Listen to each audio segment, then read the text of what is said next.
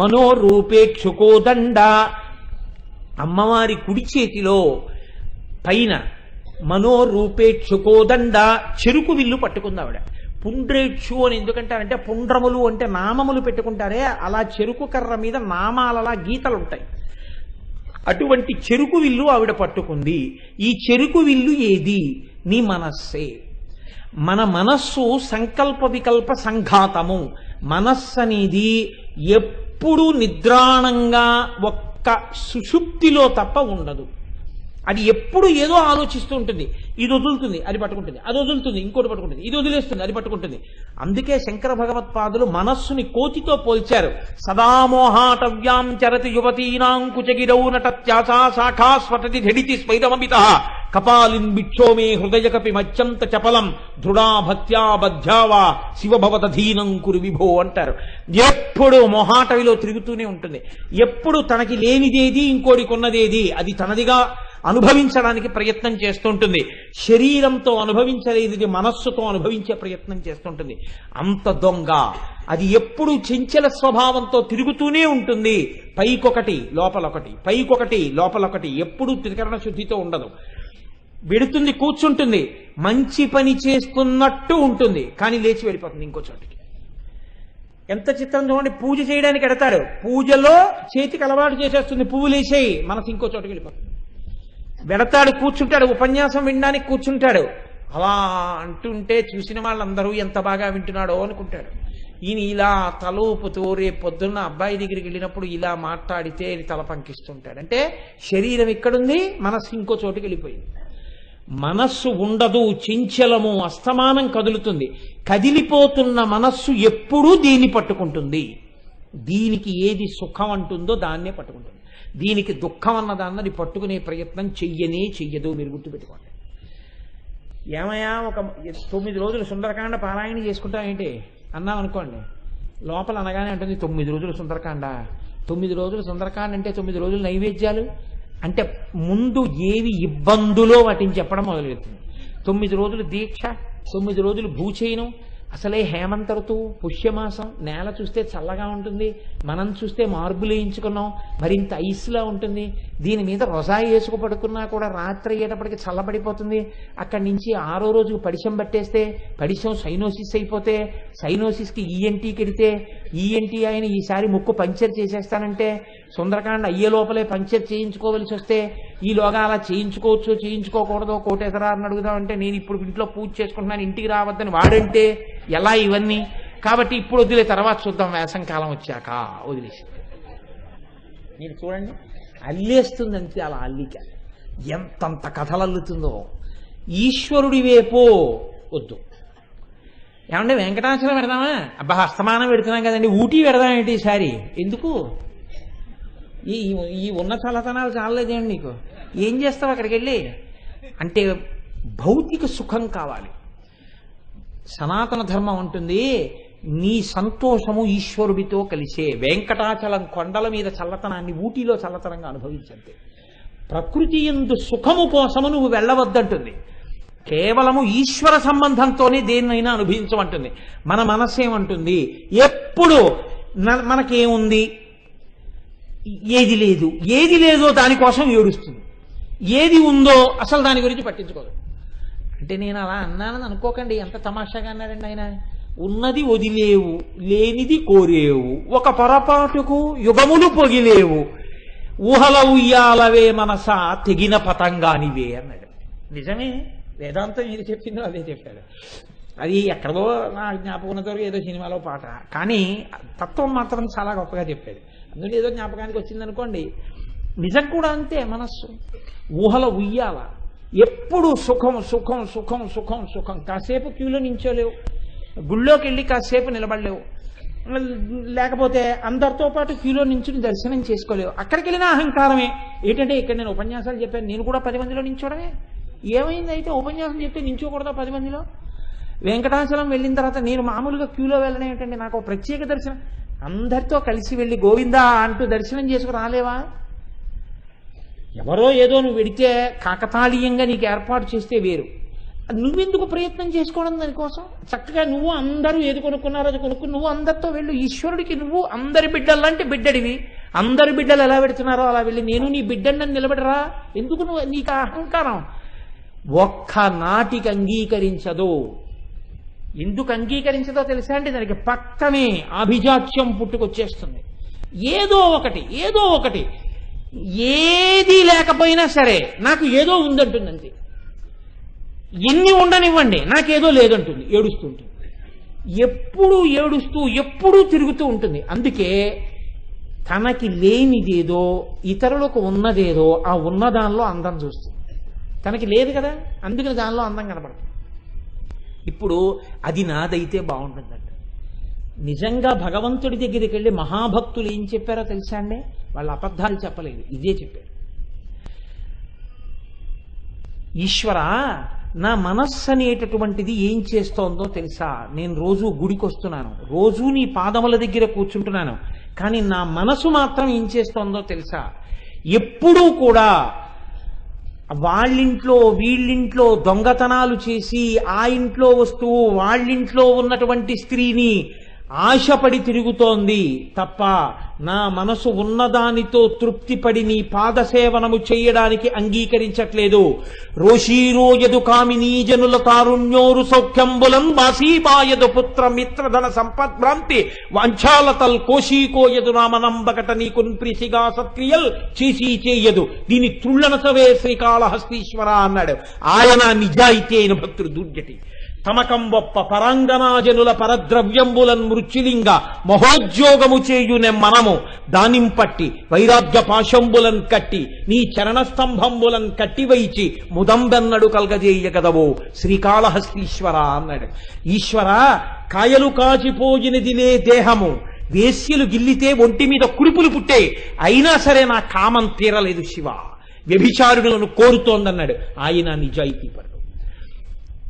ధూర్జటి వ్యభిచారి కాడు. ధూర్జటి లాంటి మహాపురుషుడు కోట్ల మందిలో ఉండడు. ఈశ్వరుడి దగ్గర ఏం చెప్పాలో అది చెప్పాడు, నిజాయితీతో చెప్పుకున్నాడు. నా మనసు నా మాట వింటలేదు. తమకం బొప్ప పరాంగనాజనుల పరద్రవ్యంబులన్ మృత్యులుంగ మహోద్యోగము చేయు నెమ్మనము. పరకాంతల్ని పరద్రవ్యాల్ని ఆకాంక్షించి తమకంతో తిరుగుతున్న పెద్ద దొంగ నా మనసు ఈశ్వర. అది నీ పాదముల దగ్గర లేదు. దొంగ అని చెప్పేశాను కాబట్టి దీన్ని కట్టే నీ పాదాలకేసి కట్టే, కానీ మామూలు పాశాలొద్దు, భక్తి అన్న పాశాలతో నీ కాళ్ళకేసి కట్టి దొంగనన్నాడు. కోరుకున్నారు పెద్దలు. శంకర భగవత్పాదుల కర్మ, ఆయనకి నిజంగా భక్తి లేక మహానుభావుడు పశుమాం సర్వజ్ఞ ప్రధిత కృపయాపాలయ విభో, నేను పశువుని, ఈ పాశాలు వేసుకుంటున్నాను, నీ భక్తి పాశాలు వేసి కట్టే, నేను పశువుని, నువ్వు పశుపతి అన్నారు. ఆయన కోసం కాదు, మన కోసం. ఈ మాట మనం అంటామని మనం ఈ మాట అనలేము. మన మనస్సు దారి మళ్ళీ తిరుగుతూనే ఉంటుంది. అక్కరమాలినవన్నీ పట్టుకుంటూ ఉంటుంది. ఎన్నిసార్లు అక్కరమాలినవి పట్టుకుందో అన్ని మార్లు బంధనమే, అన్ని మార్లు పాపమే. మీరు చూడండి, మనసు ఎన్ని మాటలు అక్కర్లేనివన్నీ పట్టుకుందో అన్ని మాటలు పాపమే ఖాతాలో పడిపోతుంటుంది. మనసు ఎన్ని మాటలు ఈశ్వరుణ్ణి పట్టుకుందో అన్ని మాటలు పుణ్యం. కానీ ఒక్క నాటికి పట్టుకునే ప్రయత్నం చెయ్యదు. కానీ మనసుకున్న బలము బలహీనత కూడా అది. మీరు మనసుకి ముందు ఒప్పుకోదు. 9ంటికి గుడికి ఎడదాం, అంగీకరించదు. మీరు నియమనం చేసేశారనుకోండి, జనవరి 21వ తారీఖు నుంచి దీక్షలో ఉండి లలితా సహస్రనామ స్తోత్ర వ్యాఖ్యానం చేస్తున్నావు అంతే, మాట ఇచ్చేశావు. ఊళ్ళ ముందు బోర్డు కట్టారు, చచ్చినట్టు అంగీకరిస్తుందంతే. ఇప్పుడు మార్గం లేదు.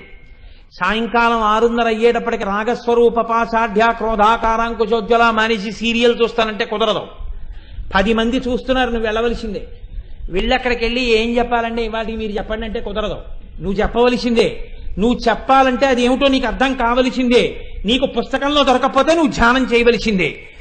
ముందు మీరు మనస్సుని నిర్ణయంతో లొంగ తీస్తే అది తర్వాత మీ వెంట కుక్క పిల్లలా తిరిగేస్తుంది. 4 రోజులు మీరు అన్నం పెడితే తోక ఆడించిన కుక్క ఎలా వింటుందో, మీరు నిర్ణయం చేసి దాన్ని నియమనం చెయ్యగలిగితే అదే గుర్తు చేసేస్తుంది. లలితా సహస్రం చెప్తున్నాం, 4 అయిపోయింది, లేచి సంధ్యావందనం చేద్దాం. లలితా సహస్రం చెప్తున్నాం, సాయంకాలం నామానికి వ్యాఖ్యానం చెయ్యాలి.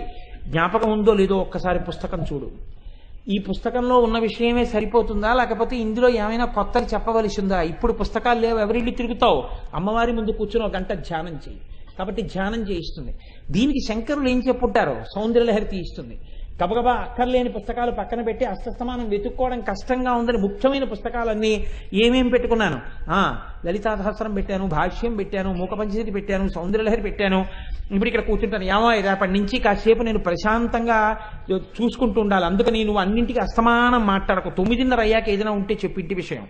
ఇప్పుడు ఏమైపోయింది, నియమనంలోకి వచ్చేశారు. అంటే నా ఉద్దేశం నన్ను నేను పొగుడుకుంటున్నానని మీరు చెప్పకండి, ఒక ఉపమానం చెప్పాను. మీ మనసు మీ మాట వింటుంది ఎప్పుడు. మీరు కూడా అలా నియమనం చేయండి. నేను ఏది అయినా ఉదయం 9 గంటలకి నేను గుళ్ళోకి వెళ్ళి దర్శనం చేసుకుంటాను. మీరు అలవాటు చేశారనుకోండి, మనసు ఏం చేస్తుందో తెలుసా అండి? మీరు నెల్లాళ్ళు వెళ్ళాక 31వ రోజు 8ంటికి 9ంటికి గుడికి వెళ్ళాలి కదా అంటుంది. సంకల్ప వికల్పాలు మనసేగా, 9ంటికి వెళ్ళాలి కదా. బయట వాన పడుతోంది, ఎలా వెళ్ళాలో అంటుంది. ఎలా వెళ్ళాలో అంటే, పాల ప్యాకెట్కి ఎలా వెళ్ళావు, గుడి వేసుకు వెళ్ళావా కాఫీ కోసం, అలా వెళ్ళు అన్నారు అనుకోండి మీరు. ఆ పాల ప్యాకెట్ అంటే ఏదో చల్లగా ఉంది వెళ్ళాను, గుడి పర్వాలేదు రేపు 2 గుళ్ళకి వెడదాం, అలా ఏం కుదరదు, గుడి వేసుకుని గుడికి పద అన్నారు అనుకోండి. ఏం చేస్తుంది? మీరు బుద్ధితో నిర్ణయం చేశారనుకోండి, వింటుంది, బయలుదేరుతుంది గుడి వేసుకుని. మీరు నిర్ణయం చేయడం మీద ఉంటుంది అంతే. మీరు నిర్ణయం చెయ్యండి, మీకు అదే జ్ఞాపకం చేస్తుంది. అదే దాని బలం, దాని బలహీనత కూడా. మీరు ఎప్పుడూ దాని మాటే మీరు విన్నారనుకోండి, ఎప్పుడూ అది మంచి మాట ఇక చెప్పదు. మీరు అలవాటు చేశారనుకోండి, మారుస్తుంది. ఇది ఎప్పుడు మారుతుంది? అమ్మవారి చేతిలో చెరుకు విల్లు చూస్తే మారుతుంది. ఎందుకు ఇలా మార్పు వస్తుంది? ఇదే క్రియాశక్తి. మీరు మనసుకి లొంగడం మన్మధుడి చేతి చెరుకు విల్లుకు లొంగడం. మన్మధుడి చేతిలో చెరుకు విల్లుంటే అందులోంచి పడే బాణాలు ఎప్పుడూ కామబాణాలే, కోరికల వైపే తిప్పుతాయి. ఈ చెరుకు విల్లు అమ్మవారు పుచ్చుకుందనుకోండి, ఆయన చేతిలో ఉన్న చెరుకు విల్లే అమ్మవారి చేతిలో ఉన్న చెరుకు విల్లే. ఇప్పుడు అమ్మవారు పుచ్చుకుందనుకోండి చెరుకు విల్లు, ఆవిడ పుచ్చుకుంటే కాముడి బాణాలు మాని ఈశ్వరుడి వైపు తిప్పే బాణాలు పడతాయి. మనోరూపేక్షుకోదండ. మీలో ఏం మార్పు రాదండి, అలాగే ఉంటారు. ఇప్పుడు ఏమవుతుందంటే, పూర్వము కోరిక ఉంది. ఏమిటా కోరిక? పూర్వము పులిహార ఇష్టం, ఇప్పుడు పులిహార ఇష్టం. పూర్వం ఏమనేవారంటే, అయిపోయిందా పులిహార, అయిపోయిందా పులిహార, వేడిగా పెట్టే పళ్ళెల్లో పెట్టుకుని కబోబా తినేసేవారు. ఇప్పుడు అంటారు, ఏమో శనివారం నాడు పులిహార ఇచ్చాను, నేను ఏం చేస్తానంటే ఒక 5 రూపాయలు తులసి పట్టుకొస్తాను, శుక్రవారం నాడు సాయంకాలం తులసి తీసుకొస్తాను, నువ్వు నేను కలిపి స్నానం చేసేసి చక్కగా మనకి నోటికొచ్చు కాబట్టి లక్ష్మీ అష్టోత్తరం విష్ణు సహస్రం చదువుకుంటూ దళాలు వేరు చేద్దాం. ఈ దళాలన్నీ చక్కగాను ఒక పాత్రలో వేసి పెడదాం. నేను ఏం చేస్తానంటే రేపటి నుంచి నమః చెప్తూ విశ్వం విష్ణుర్వషత్కారో భూత భవ్య భవత్ప్రభు అనకుండా నేను ఓం నమః కలిపి నామం చెప్తూ ఒక్కొక్క దళం ఈశ్వరుడి మీద వేస్తాను. నేను ఈ నామాలు చెప్తూ పూర్తి చేసేటప్పటికీ నువ్వు పులిహార పట్టరా, చక్కగా వెంకటేశ్వర స్వామి వారికి నైవేద్యం పెట్టుకుందాం, పెట్టుకుని ప్రసాదంగా కూర్చుని తిందాం అంటారు. అప్పుడు ఏమవుతుందో తెలుసా అండి, ప్రసాదంగా మీరు తెచ్చుకుని అక్కడ పెట్టుకుని తిందాం అనుకునే వాళ్ళకి కాలింగ్ బెల్ కొట్టి మీకు ముఖ్యమైన స్నేహితులు వస్తారు. వెళ్ళిపోతే బాగుండి తినేద్దాం, వెళ్ళిపోతే బాగుండి తినేద్దాం అని ఉంటుంది. ఆయన వెళ్ళడు, అలా కూర్చుంటాడు. ఏంటంటే ఏమంటే కలిసి వెళ్ళిపోదాం ఆఫీస్కి, ఇంకేది కదా టైం అయిపోయింది కదా అంటాడు. మీరు పులిహార తినాలి కదా, అందుకని ఏమంటారు, రండి పలహారం చేద్దామని, ఆయనకి పెట్టబోయి పులిహార అంటారు. ఇప్పుడు ఏమైంది, ఈశ్వరుడు మిమ్మల్ని ఇంకొక మెట్టు పైకిస్తాడు. ఈశ్వరుడే ఆ రూపంలో వచ్చి ఆ పులిహార కూడా తింటాడు. ఆయన ఎంగిలి మీతో తినిపిస్తాడు. ఒక 4 శనివారాలు అలా చేశాక అనిపిస్తుంది, పూజ అయ్యి పూర్తి చేసి చక్కెర పొంగల్ నైవేద్యం పెట్టే వాళ్ళకి ఎవరైనా వస్తే బాగుండు, ఏ మహాత్ముడో, కలిసి తిందామనిపిస్తుంది. ఇలా మీరు బయటికి వచ్చేటప్పటికి కాలింగ్ బెల్ కొట్టి మీ ఇంట్లో పనిపిల్ల చెల్లెలు ఇవాళ మా అక్కకు ఒంట్లో బాగోలేదండి అని చెప్పడానికి వచ్చిందనుకో, ఓ మా అమ్మ ఇలా వచ్చింది, ఉండవే ఒకసారి ఆగు అని ఆ చక్కెర పొంగల్ కొంచెం తీసి పట్టుకెళ్ళు మీ అక్కకి అని దాని చేతిలో పెట్టి తర్వాత మీరు తింటారు. ఇప్పుడు ఒకళ్ళకి పెట్టి తినడంటే మీకు తృప్తి. ఎదుగుతున్నారా లేదా చెప్పండి? అప్పుడు తిన్నారు పులిహార, ఇప్పుడు తిన్నారు పులిహార, అప్పుడు తిన్నారు చక్కెర పొంగలి, ఇప్పుడు తిన్నారు చక్కెర పొంగలి, కానీ తినడంలో తేడా ఎంత వచ్చింది? ఇది అమ్మవారి చేతిలో చెరుకు విల్లు. ఇంతకుముందు మీరు తిన్నది మన్మధుడి చేతిలో చెరుకు విల్లు. ఇప్పుడు ఏది మారుతోంది? మనసు మారుతోంది. ఈ మారడం క్రియాశక్తి. ఇది ఎప్పుడు వచ్చింది? ఎర్రకాంతి మీద పడితే. ఆ ఎర్రకాంతి పడితే తప్ప ఈ 4 కదలవు. ఈ 4 కదిలితే కానీ చేతులు కనపడవు, కనపడితే తప్ప ఆయుధాలు కనపడవు, ఆయుధాలు కనపడితే తప్ప మీలో మార్పు రాదు, మార్పు వస్తే తప్ప క్రియ జరగలేదు. మనోరూపేక్షుకోదండ